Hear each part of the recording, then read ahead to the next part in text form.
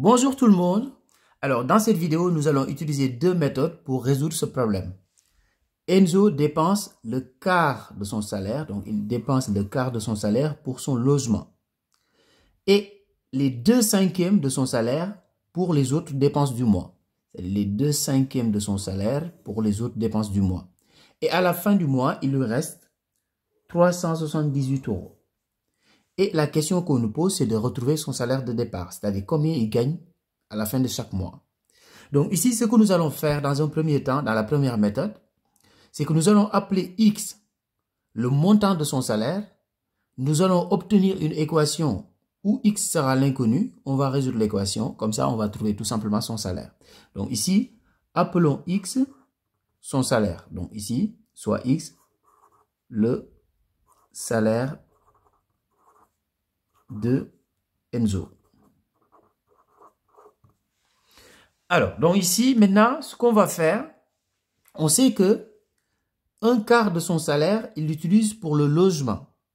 C'est-à-dire un quart de X, vu qu'on a appelé maintenant X son salaire. Donc, un quart de X, c'est pour le logement. Donc, plus, donc de la même manière, 2/5 de X, c'est-à-dire 2/5 du salaire, c'est pour les autres dépenses. Donc, 2/5 de X. Je vais ajouter maintenant ce qui lui reste à la fin du mois. Donc, 378. Donc, si je prends ce qu'il utilise pour le loyer, ce qu'il utilise pour les autres dépenses, plus le montant qui lui reste, si j'additionne tout ça, c'est égal tout simplement à son salaire. Et on a dit que son salaire, nous, pour l'instant, on l'appelle X. Donc, son salaire est égal à X. Donc, voilà l'équation que nous allons résoudre pour trouver la valeur de X, c'est-à-dire trouver le salaire de Enzo.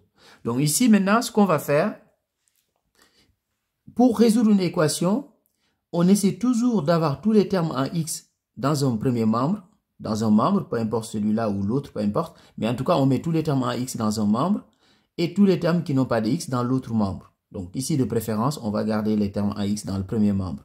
Donc, qu'est-ce qu'on va faire maintenant? Ici, par exemple, il y a un X. Mais nous, on va avoir les X dans ce premier membre. Donc, on va mettre moins X dans les deux membres. De la même manière, ici, on a plus 378. On va mettre moins 378 dans chaque membre. Parce qu'en mathématiques, il y a une propriété qui nous dit qu'on peut ajouter ou soustraire le même nombre dans les deux membres d'une égalité. Donc ici, si je calcule maintenant, ça va me faire un quart de X. Donc, un quart de X plus 2/5 de X. Donc, comme je mets moins X dans chaque membre, comme ça, j'aurai plus de X ici. Donc, ça me fait moins X ici, qui est égal à. Je mets moins 378 dans chaque membre. Comme ça, ici, j'aurai plus de terme qui n'a pas de X. Et là, j'aurai moins 378. Alors, maintenant, à partir de là, qu'est-ce qu'on va faire? On va tout simplement factoriser par X ici, dans le premier membre. Parce qu'on voit que tous les termes ont un X. Donc, je peux factoriser par X. Donc, je vais faire X facteur 2. Donc, ici, il me reste un quart plus 2/5 moins. Alors maintenant, là où il faut faire attention, c'est ici. C'est-à-dire, moins X, c'est la même chose que moins 1X. Donc, je vais l'écrire comme ça vous permettra de mieux voir. C'est la même chose que moins 1X. Donc, ici, quand je factorise par X, là, il me reste moins 1. Donc, je ferme la parenthèse qui est égale à moins 378. Alors maintenant, à partir de là, il faut que je calcule ce qui est dans la parenthèse. Et je vous rappelle que pour faire des additions ou des soustractions avec des fractions, il vous faut obligatoirement le même dénominateur. Donc ici, dans la parenthèse, on doit réduire au même dénominateur. Donc ici, j'ai 4 comme dénominateur et 5 comme dénominateur. Donc je peux avoir par exemple comme dénominateur commun 20. Donc ici, pour avoir 20 ici au niveau du dénominateur, ici je multiplie par 5. Et là, je multiplie par 5. Parce qu'on a une propriété en mathématiques qui nous dit qu'on peut multiplier le numérateur et le dénominateur d'une fraction par le même nombre non nul. Donc, on ne change pas la fraction. Par exemple, la fraction qu'on va obtenir est toujours égale à un quart. Donc, ici, je fais fois 4 au dénominateur et fois 4 au numérateur. Et pour le moins 1, ce que je vais faire, je vais multiplier tout simplement par 20 le numérateur et par 20 ici, je divise par 20. Donc, je multiplie par 20 et je divise par 20. Donc, parce que 1, si je le multiplie par 20 et je le divise par 20, je retrouve encore 1. Mais ça me permet, moi, d'avoir le même dénominateur de 20 partout. Donc ici, si je continue maintenant, ça fait x facteur 2. Alors, donc ici, si je calcule, donc 1 fois 5, donc 5 sur 4 fois 5, 20. Plus 2 fois 4, 8. Donc 8 vingtième aussi. Moins, ici, donc j'aurai moins 20 sur 20 directement. Donc moins 20 vingtième. Alors maintenant, il faut que je calcule maintenant ce qui est dans la parenthèse. Donc là, j'ai toujours égal à moins 378. Donc si je calcule tout ce qui est dans la parenthèse, donc j'ai x fois. Donc là, comme maintenant j'ai le même dénominateur, ben je garde le même dénominateur, 20. Et je vais faire 5 plus 8 qui est égal à 13.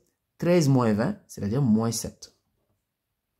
Donc ça, c'est égal à moins 378. Alors, à partir de là, qu'est-ce que je peux faire maintenant? Je peux directement enlever les signes moins parce que je peux multiplier les deux membres de l'égalité par moins 1. Comme ça, j'aurai plus de signes moins. Qu'est-ce qui me reste? Il me reste x facteur 2, 7 vingtième, qui est égal à 378. Donc, ça veut dire tout simplement que x est égal à 378. Là, je dois diviser par 7 vingtièmes. Mais diviser par une fraction, cela revient à multiplier par son inverse. Donc, c'est-à-dire fois 27e. Et à partir de là, vous prenez votre calculatrice et vous calculez et vous allez trouver que x est égal à 1080 euros. Donc ici, nous, ce qu'on veut trouver, x, le salaire, on vient de trouver que c'est 1080 euros. Donc sur le côté, je vais mettre la deuxième méthode ici. Donc ici, deuxième méthode sur le côté. Alors, dans la deuxième méthode, nous allons tout simplement raisonner en termes de proportion. Ici, on sait que le logement représente un quart. Donc, son logement représente un quart. Les autres dépenses du mois représentent les 2 cinquièmes. Donc, plus 2 cinquièmes. Maintenant, ici, ce qu'on doit faire, c'est de trouver la proportion que représentent les 378 euros qui lui restent à la fin de chaque mois. Donc, ici, il faut qu'on retrouve à quelle proportion ça correspond. C'est-à-dire, 378 euros, ça représente quelle proportion de son salaire. Donc ici, c'est ça qu'on va chercher. Bon, pour l'instant, je vais laisser comme ça. Et il faut qu'on le trouve maintenant pour savoir quelle proportion ça représente. Donc, si j'additionne ce qu'il dépense pour le loyer et ce qu'il dépense en termes de nourriture, tout ça, c'est ce qui représente les 2 cinquièmes. Maintenant, si j'ajoute la proportion que représente ce qui lui reste, ça doit me donner 100% de son salaire, c'est-à-dire 1. Maintenant, il faut tout simplement qu'on trouve ce qui manque ici. Alors, maintenant, là, réduire au même dénominateur, on l'a déjà fait dans la première méthode. Donc là, je vais y aller directement. Donc, je fais ici fois 5, fois 5. Ici, fois 4 et fois 4. Donc là, j'ai 5 vingtièmes plus 8 vingtièmes plus combien? Ça doit me donner 1. Donc ici, j'ai 20 au dénominateur dans la première fraction, 20 au dénominateur dans la deuxième fraction.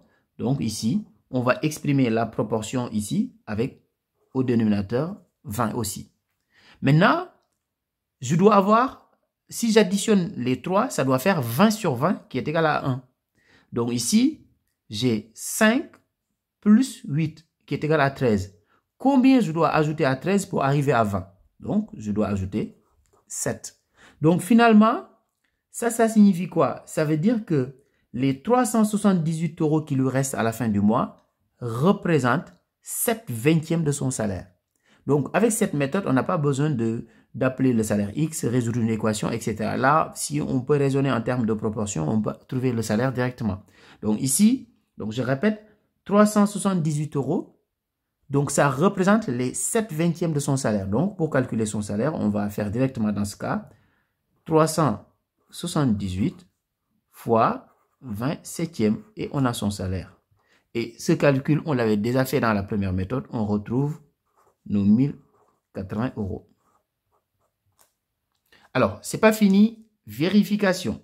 Donc, il faut toujours, comme j'ai l'habitude de le dire, vérifier son résultat en mathématiques. Donc, vérification. Alors, maintenant, on a trouvé 1080 euros. Donc, on va prendre un quart de 1080 euros pour le loyer, 2/5 de 1080 euros pour les autres dépenses. Après, on va ajouter les 378 pour voir est-ce que ça correspond bien au salaire. Donc, si on calcule un quart de 1080 euros, ça veut dire 1080 euros divisé par 4 tout simplement. Dans ce cas, on trouve 270. Je vais ajouter maintenant, si on prend 2/5 de 1080 euros, 2/5 de 1080, c'est 1080 fois 2 divisé par 5 et vous allez trouver tout simplement 432. Maintenant, il faut que j'ajoute les 378 qui restent, donc 378 qui lui restent à la fin du mois. Et si on calcule tout ça, ça doit effectivement être égal à 1080, c'est-à-dire son salaire. Donc, 1080 euros. Et à partir de ce moment-là, maintenant, vu qu'on a vérifié et que le résultat qu'on a trouvé est le bon, on peut dire que son salaire est 1080 euros. Au revoir.